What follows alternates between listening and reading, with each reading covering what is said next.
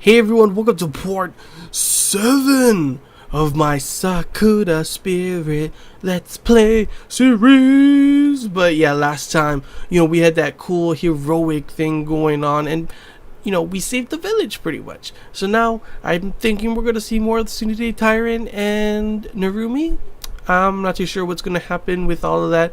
But yeah, let's see what happens. Without further ado, let's start. How many times am I going to have to say it? I am sorry. I froze, okay? I panicked. Your sword is stronger than my Naginata. What am I even going to accomplish by? That is unacceptable. I will reprimed. What are those creatures doing here? Elder-sama, this is highly unorthodox. Come on, Tsundere Tyrant, calm down. Calm down. Jeez. She's highly unorthodox. Mako! Shh! Mako-chan. I know for her. Look at her. She's still like, yeah, Mako, don't do that. These are our guests, Tsukino Dono. You shall treat them with respect they deserve. Now, take a seat and listen to their tale. That is an order. I understand, Elder-sama. First and foremost, let me express my gratitude for helping save this village. While Tsukino Dono's brave attempt to stop the spirit allowed us to prevent further damage, I fear that her fate would have been much worse had the spirit been allowed to continue its rampage. Therefore, from the bottom of my heart, thank you for saving Tsukino Dono and this village, Takahiro-kun, and you as well, fox spirits. No problem. Suchan told us to do it. Besides, Sakura's a stupid, smelly, meanie pants. Stupid, smelly, meanie pants. Stupid, smelly, meanie pants. Gosh. We humbly accept your gratitude, Elder-sama. Narumi-chan, Tsukino Dono. Thank you, Mako-chan, Machiko-san. You really helped us out there. You got more guts than me. That girl had me terrified. Have you not considered that they might be working together with that monster and this is just all a ruse to sneak into the village and steal what little resources we have left? I mean, that actually could be possible. That would be a really smart plan and it's working, but that's not what the plan is. We're good guys. Calm down. The elder sighed before his gaze sharpened, his tone surprisingly stern in comparison to how he had just been talking. His voice was so harsh that both girls visibly flinched at the sound of it. Dang! Elder-sama got some balls. He just seemed like an old man. All of a sudden now it's like, don't you do that. Miho, you seem to be underestimating the power of these spirits. If those three had joined forces, there would possibly have been no village left to defend. The man sighed deeply, shaking his head before continuing. You should be grateful. We would not stand a chance if all spirits were to conspire against us. Do I need to remind you that we could barely stand our ground against even one of them? Elder-sama, you must understand, due to my situation, I simply cannot pretend to be friends with a spirit. Not after everything they have done to us, but for now, I will at least remain silent on the matter. There is more at stake than my personal feud. Man, calm down. Know this, fox spirits, if I find either of you doing anything suspicious, I will personally find out whether my sword goes through you as ineffectively as it did that monster. It would probably work much more effective. They're not slimes, but you're an idiot and you still try to stab the slime person. There shall be no talk of such things within this house. If I was me, I'd walk outside and be like, blah, blah, blah, blah, blah, stab you dead. Now, Takahiro-kun, you mentioned you want to tell us something? Could it be you're related to your younger companion's comment? I find it curious to... Oh, could it be related? I thought he was asking if I was related to someone. Good. I find it curious to hear her mention the same name of an old spirit such as Sayuri. Actually, what I'm about to tell you is something I learned directly from her. You mean you met her in person? That's what it seems like in this music. Like, dun, dun. Sorry. It's just whenever the music gets in, it's like I could just picture myself like out by the ocean, just like looking out to the sea, like waiting for my love to come back home from a journey. I nodded my head firmly. There's a reason behind the spirit's attitude towards humans, and it doesn't strike you as odd that there are only spirits in this particular area? It is true that there have been no spirit sightings outside of this region, but what does it have to do with us? It has something to do with this region, apparently. You see, the spirits here aren't from this world. You mean to say... Takakun, what are you saying? We are spirits, but surely we are still of this world. Oh yeah, they don't know. One-sama, what does that mean?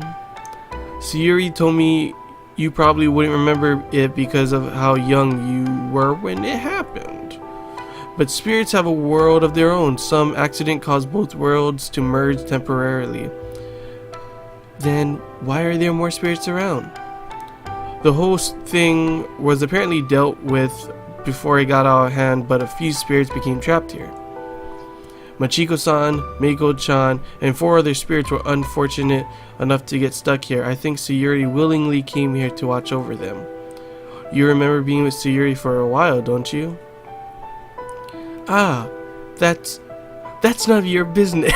She's blushing. Look at what did she do when you were little too?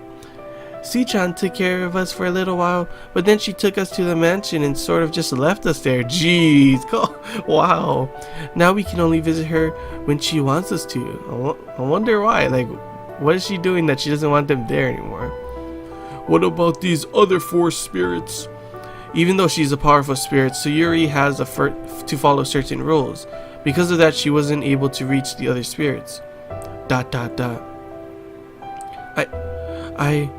I do not know what to say. I need a moment.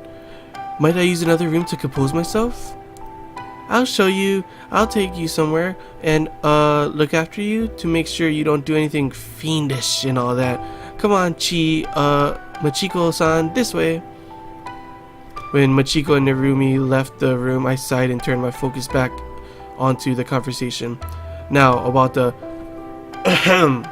panty theft. Oh, right, they did seem rather adamant about getting their hands on those for some reason. What was the purpose of that? Surely those girls have undergarments of their own. It was a simple mistake. I needed a maiden silk for my spell. How was I supposed to know it was something other than silky things girls wear? It was all a misunderstanding. None of them knew that maiden silk is another term for a wedding sash. Innocent, huh? If they really thought that, they could have just used their own. That's so true. Yeah, that's where you're wrong. Oni-sama and I don't have any. Oh, gosh, okay. Yeah. That's nice to know. You two. I think we should move on to a different matter before the tent in my pants grows bigger as well. You old man. Let me get some Viagra. Yeah, moving on. Sayuri suggested that we find a way to help you guys out. If we can make you trust us, we figured that maybe you would make us the sash. But why would you need such an item? Boo. Silly man, I already told you I need it for a spell. Meiko-chan, this guy isn't a magician. He doesn't know what you're talking about. Basically, Meiko-chan has been researching a spell that would allow her to travel to another realm. Why would she desire such a power? Imagine being stuck far away from this village. You don't have any way to return to your loved ones. To make matters worse, you're in a place you don't know, with beings unlike anything you have seen before. Now let's say you had the power that would let you go anywhere you want. Where would you go? Are you saying that? Yes, even if they weren't aware of it, they must have subconsciously felt they were different from you. They only wanted to go home. Oh, poor Meiko-chan. Home. Kinda, I guess. I just want to cast a spell to see what would happen. Gosh, Meiko, you're ruining it. Si-chan told me that if I ever felt like that, I should ask her first and go with it. So I did. And since she didn't warn me about anything, I figured it was just like any other spell. I think it's normal, Miko-chan. Whether it's humans or spirits, everyone wants a place they can call their own.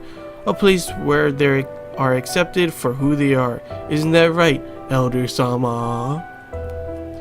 But you accept me for who I am, don't you, Takani? I would certainly feel sad if everyone ended up rejecting me simply because of who I am. Surely not all spirits are good at heart, but perhaps we have been too quick in labeling them all evil. I could see the reasoning why, but yeah, too quick to judge. You don't judge a book by its cover, you know?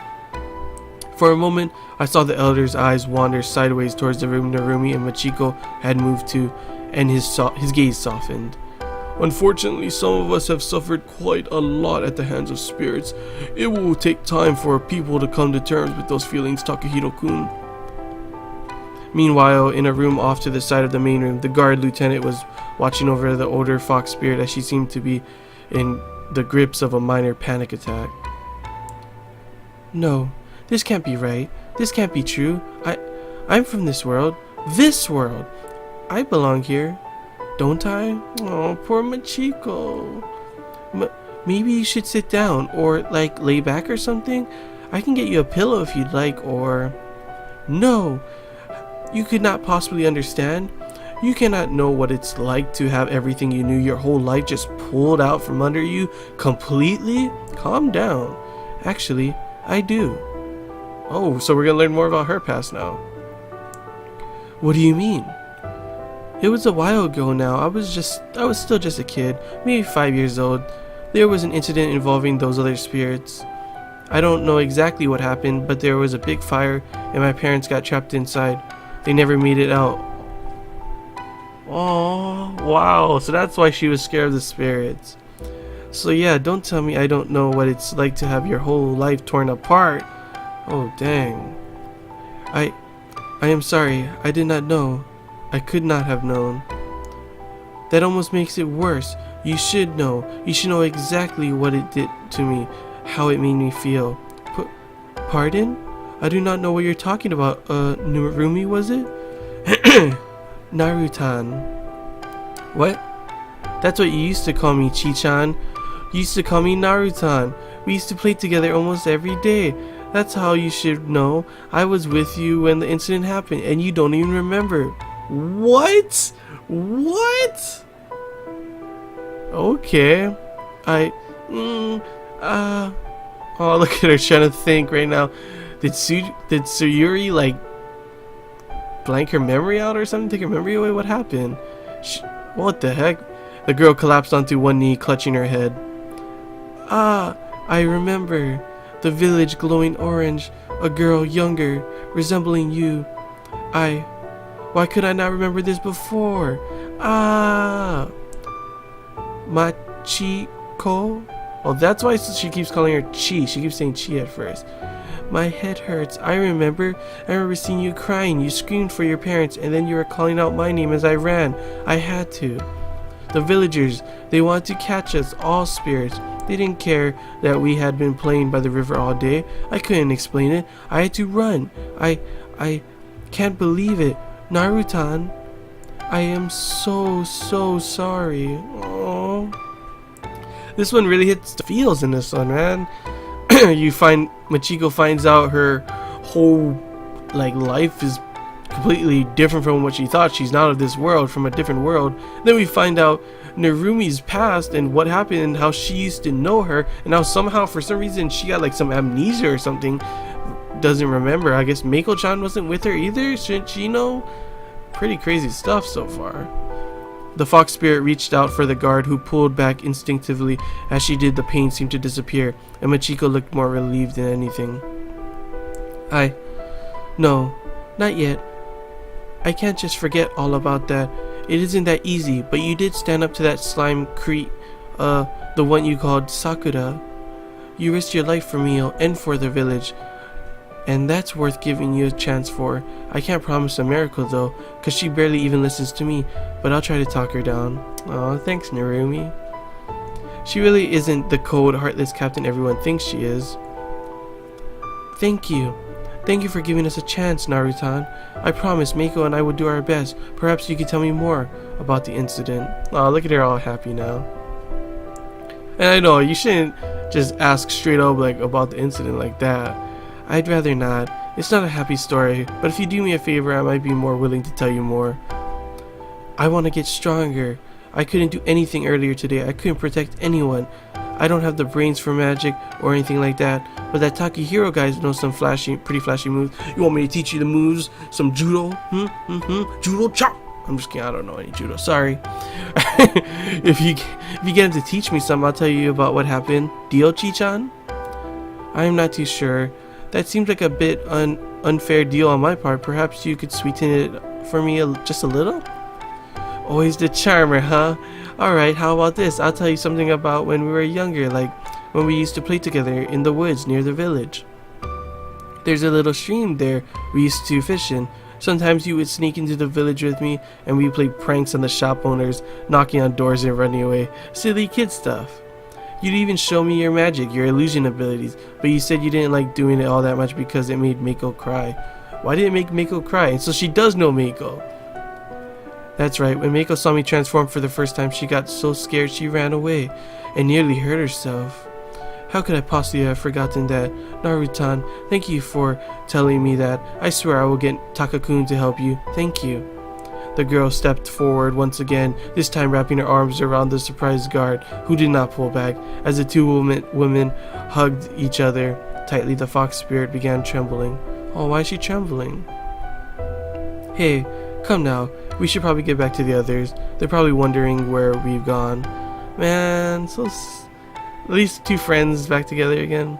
Forgive me for my absence. I must admit, I did not expect such revelations. Takakun, have you explained the situation? Dang, this is the most we've ever seen on the screen. And you can already tell, look, she's blocking the old man. Couldn't they move the old man a little bit to the right so you can see his face? Now, he looks like he's sniffing. Look at this, he's like sniffing her underarm or something. You perverted old man. Yeah, I think they get it now, but it's probably going to take a while for the villagers to accept you. I do believe it will be in everyone's best interest to see the true nature of the fox spirits. Narumi, nice underarm. I'm just kidding. While I cannot promise the friendships will be forged today, let it be known that from now on the fox spirits are welcome in our village and will receive the same respect as any guest should. Woohoo! Mission accomplished! Thank you, Elder Sama. My sister and I are very grateful for your hospitality. However, the laws of the village shall apply to you three as well.